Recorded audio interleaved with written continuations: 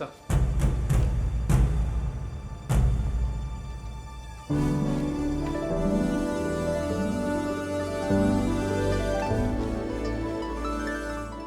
CM ഓഫീസിലേക്ക് നടക്കട്ടെ. ഈ ബിൽ പ്രാബല്യത്തിൽ വരുത്താനുള്ള നീക്കങ്ങൾ നടത്തിയത് മുഖ്യമന്ത്രി കടക്കൽ ചന്ദ്രനാണെന്നുള്ള സൂചനകൾ അമ്പരപ്പോടെയും അത്ഭുതത്തോടെയുമാണ് സംസ്ഥാനത്തെ രാഷ്ട്രീയ നേതാക്കളും പൊതുജനങ്ങളും കേട്ടത്. ഈ ബില്ല് നിയമസഭയിൽ എന്നാണ് അവതരിപ്പിക്കുന്നത്? ഈ നിയമം പ്രാബല്യത്തിൽ വരുമോ? അഴിമതി ഇല്ലാതാക്കാമെന്ന് അങ്ങ് കരുതുന്നുണ്ടോ? ഈ ബില്ല് ഒരു വിപ്ലവം സൃഷ്ടിക്കുമോ? കേരളത്തിലെ ഇന്നത്തെ രാഷ്ട്രീയ സാഹചര്യത്തിൽ ഇങ്ങനെ ഒരു ബില്ലിന് പ്രസക്തിയുണ്ടോ CM? എല്ലാം പറയാം, വെയിറ്റ് ചെയ്യ്.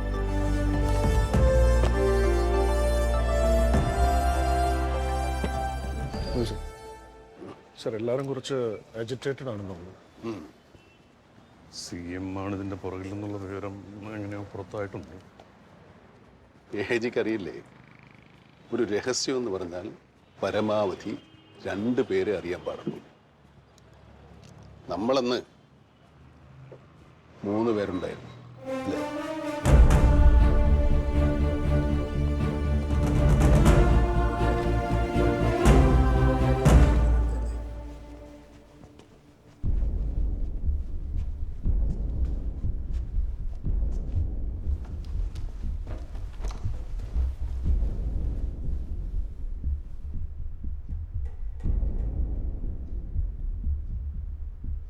ബേബി ഒന്നില്ലേ?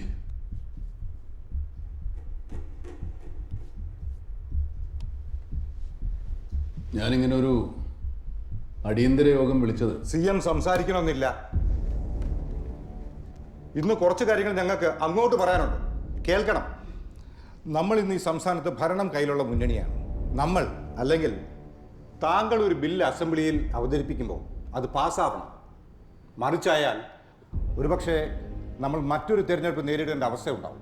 അയ്യോ, ഈ സാറ് എന്തൊക്കെയാ പറയുന്നത്? നമ്മൾ CM അല്ലേ ബില്ല് അവതരിപ്പിക്കാൻ പോകുന്നത്, പിന്നെ അത് പാസ്സാതെങ്ങനാ? സാർ എന്തിനാ ഈ ബില്ലിനെ ഇത്ര കണ്ട് അങ്ങോട്ട് എതിർക്കുന്നത്? അത് ആദ്യം സഭയിൽ വരട്ടെ, അപ്പം നോക്കാം. CM അത്ര കോൺഫിഡന്റ് ആണെങ്കിൽ ബില്ല് അവതരിപ്പിക്കട്ടെ മുസ്ലിയാർ സാറേ. അതിലിപ്പോ അതെങ്ങനാക്കിയതേ? ഈ തോന്നേശത്തിന് കൂട്ടുന്ന ബലിയാടാകുന്ന നമ്മളൊക്കെ ആയിരിക്കും.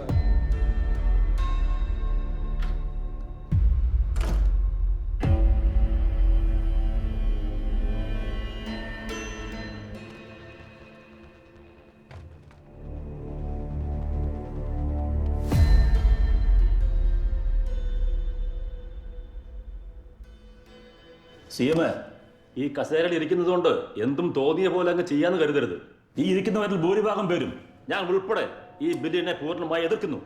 പറയുന്ന ഉപമ ശരിയാണോന്ന് എനിക്കറിയില്ല. കള്ളന്മാർക്കിടയിലും ഒരു സത്യസന്ധതയുണ്ടെന്നൊക്കെ പറയാറുണ്ട്.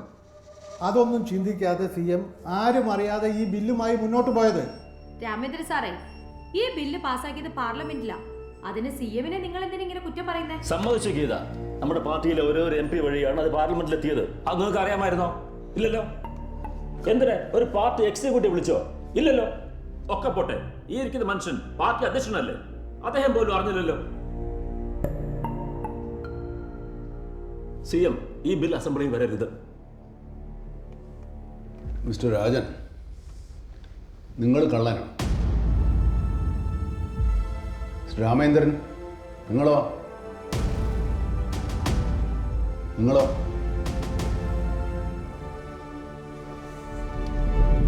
നിങ്ങളെല്ലാവരും സംശുദ്ധരാണെങ്കിൽ പിന്നെ നിങ്ങൾ എന്തിനാണ് ഈ ബില്ലിനെ ഭയക്കുന്നത്? നിങ്ങൾ ജനങ്ങൾക്ക് വേണ്ടി പ്രവർത്തിക്കും എങ്കിൽ അവർ 5 അല്ല 50 കൊല്ലം നിങ്ങൾക്ക് തരും.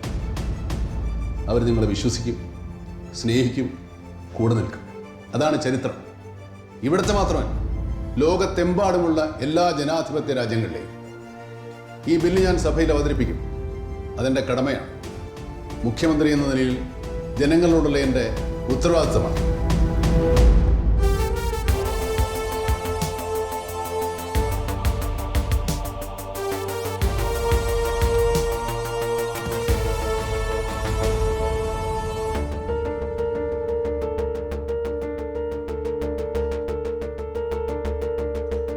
സാറേ, ബില്ല് പാസ്സാകിയ തോൽക്കുക എന്നതായാലും ഞങ്ങൾക്ക് ഒരു പ്രശ്നമില്ല. പക്ഷെ ഇതുമായി മുന്നോട്ട് പോകാനാണ് ഉദ്ദേശമെങ്കിൽ ഇനി ഞങ്ങൾക്ക് അയാളെ വേണ്ട. ആ യോഗ്യതയുള്ള ആൾക്കാര് വേറെയും ഉണ്ടല്ലോ. മുസ്ലിയാരെ അത്തരം ചിന്തകളൊന്നും വേണ്ട കേട്ടോ? വേട്ടല്ലേ വിശ്വംഭര, നിങ്ങൾ 4-5 ആളുകൾ വിചാരിച്ചാൽ ഇനി അയാൾ ആ സ്ഥാനത്തിരുത്താൻ പറ്റില്ല. മുഖ്യമന്ത്രിയെ തെരഞ്ഞെടുക്കുന്നതിനുണ്ട് ഒരു ജനാധിപത്യ രീതി. മനസ്സിലായോ? ദേവിച്ച, ഇവിടെ ഇരിക്കുന്ന ഭൂരിഭാഗം ആൾക്കാരുടെ വികാരമാ കുര്യാക്കോസ് പറഞ്ഞത്. പിന്നെ CM-ന്റെ കാര്യം, പാർട്ടിയുടെ തീരുമാനം എന്തോ ഞാൻ അതിൻ്റെ ഒപ്പം ഉണ്ടായിരിക്കും.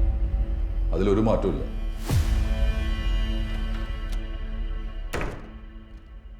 സാറേ, യോഗ്യതയുള്ളവർ വേറെ ഉണ്ടേ. സാറ് CM, എനിക്ക് ആഭ്യന്തരം. 2 വർഷം കൂടിയേ ഭരണമുള്ളൂ. 1 വർഷം കഴിഞ്ഞാൽ സാറിന് ആഭ്യന്തരം, ഞാൻ CM. എങ്ങനെയുണ്ട്?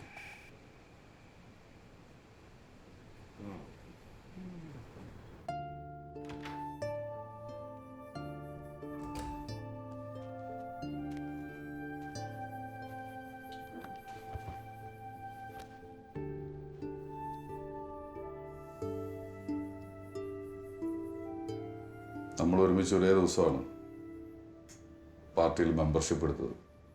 31 വർഷം മുമ്പ്. നമ്മുടെ ബന്ധത്തിൽ പരസ്പര വിശ്വാസമാണ് ഏറ്റവും വലുതെന്ന് എന്നെ പഠിപ്പിച്ചത് നീയാ. നിനക്ക് ഓർമ്മയുണ്ടോ അങ്ങനെ ഒരു വാക്ക്? അന്ന് മുതൽ എനിക്കെല്ലാം പാർട്ടിയായിരുന്നു. ആ ഒറ്റ കാരണം കൊണ്ടാണ് ഞാനെന്നും ഈ സ്ഥാനത്ത് തുടരുന്നത്. അല്ലെങ്കിൽ നേരത്തെ കൂടിയ മുറിയിൽ വെച്ച് ഞാൻ എൻ്റെ രാജി എഴുതി തന്നേനെ. ഞാൻ അങ്ങനെ ചെയ്യാതിരുന്നത് കുറഞ്ഞു പോകുന്നത് എൻ്റെ പാർട്ടിയുടെ വിലയായിരിക്കും. നീ കൊണ്ടുവരുന്ന ബില്ല് എന്താണെന്നും അതിൻ്റെ മഹത്വം എന്താണെന്ന് എനിക്കറിയാം. പക്ഷെ സഭയിൽ നീ അത് അവതരിപ്പിക്കരുത്. നീ മറ്റുള്ളവരുടെ മുന്നിൽ ചെറുതാവുന്നത് എനിക്കിഷ്ടമല്ല. നമ്മുടെ രാഷ്ട്രീയ ആദർശത്തിനും പ്രത്യയ ശാസ്ത്രത്തിനും അപ്പുറം നമ്മൾ തമ്മിലൊരു ബന്ധമുണ്ടായിരുന്നു. അല്ലെങ്കിൽ ഞാനങ്ങനെയൊക്കെയാണ് കരുതിയിരുന്നത്.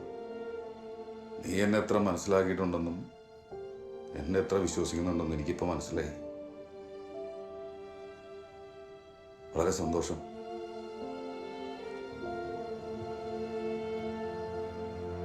ബേബി,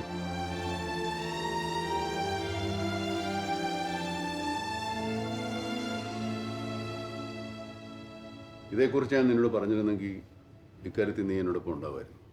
സത്യസന്ധമായിട്ട് പറയുക. ഞാൻ ഈ പാർട്ടി അധ്യക്ഷനല്ലായിരുന്നെങ്കിൽ നിന്റെ ഇക്കാര്യത്തിന് ഏറ്റവും മുന്നിൽ നിൽക്കുന്നത് ഞാനായിരുന്നില്ല. എന്ത് സംഭവിച്ചാലും.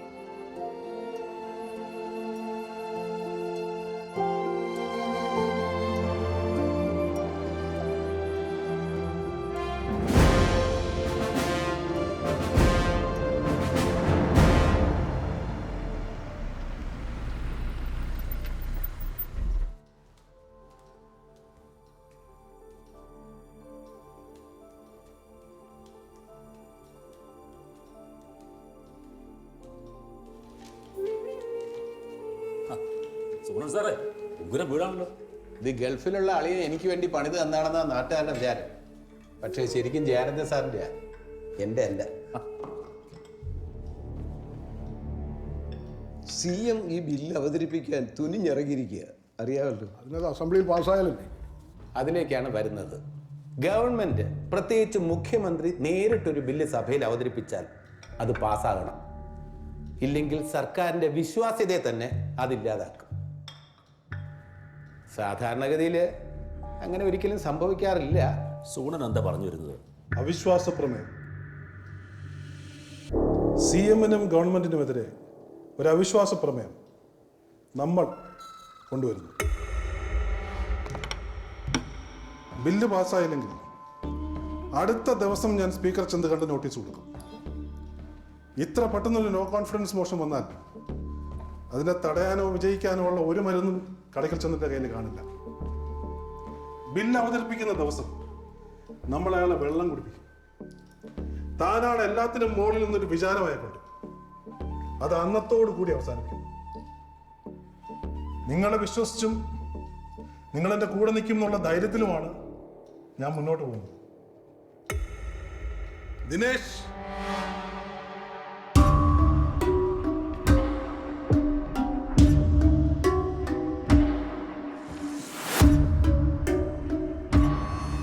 CM ആണ് ഈ ബില്ലിന് പിന്നിൽ എന്നെ വിളിച്ചറിയിച്ച ദിനേശിന് എൻ്റെ ഓപ്പൺ ഓഫർ. ഒരു MP സ്ഥാനത്തേക്കാൾ വലുതല്ല ദിനേശേ സ്വന്തം സംസ്ഥാനത്തിലൊരു മന്ത്രിസ്ഥാനം. ഈ ബില്ല് ഞാൻ പാർലമെന്റിൽ അവതരിപ്പിച്ചപ്പോൾ അത് അവിടെ തന്നെ അവസാനിക്കുമെന്നാണ് കരുതിയത്. പക്ഷെ CMന്റെ മനസ്സിലൊരു കണക്ക് കൂട്ടലുണ്ടായിരുന്നു. ലോക്സഭാ ഇലക്ഷന് മുമ്പ് പ്രതിച്ഛായ കൂട്ടാൻ കേന്ദ്രം ഇത് പാസ്സാക്കുമെന്ന്. അതങ്ങനെ തന്നെ സംഭവിച്ചു. ചില കാര്യങ്ങൾ മുൻകൂട്ടി കാണാൻ ഒരു പ്രത്യേക വൈഭവം അയാൾക്കുണ്ട്. അത് നമ്മൾ സമ്മതിച്ചേ പറ്റും. ഇലക്ഷൻ വരും, ജയിച്ചാൽ കുര്യാക്കോസിന് ആഭ്യന്തരം. കുറെ കാലം കണ്ണുനട്ടിരുന്നതല്ലേ. രാജന് റവന്യൂ, ദിനേശിന് ഈ പറഞ്ഞതൊഴികെയുള്ള മറ്റെന്തും.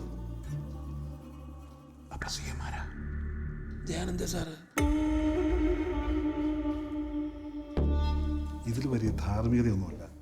രാഷ്ട്രീയം എന്ന് പറയുന്നത് ഇപ്പം രാഷ്ട്ര സേവനമൊന്നുമല്ല. ഇതൊരു വ്യവസായമാണ്. വ്യവസായമാകുമ്പോൾ എനിക്കും ലാഭം കിട്ടും, നിങ്ങൾക്ക് ലാഭം കിട്ടും, അല്ലേ? ശരിയല്ലേ? തീർച്ചയായിട്ടും. അപ്പോൾ ഞങ്ങൾ ഒപ്പമുണ്ട് ചെയ്യുന്നത് സാർ. സന്തോഷം. അത് മതി. ഓക്കെ, എന്നാ പിന്നെ ഓ ശരി ശരി.